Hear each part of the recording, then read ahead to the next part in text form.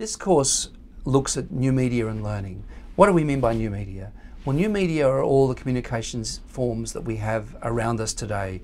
Websites, digitally mediated communications, which happens via emails, via text messages, sending photos.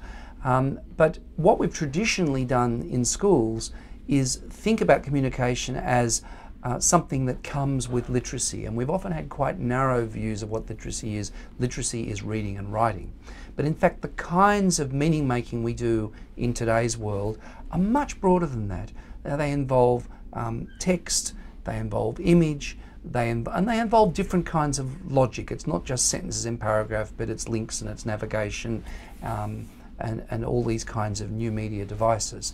So what we do in this course is we look at those new media devices, and there are a couple of kinds of purpose. One is specifically, how do we extend what happens in English language arts or composition at a college or a university level?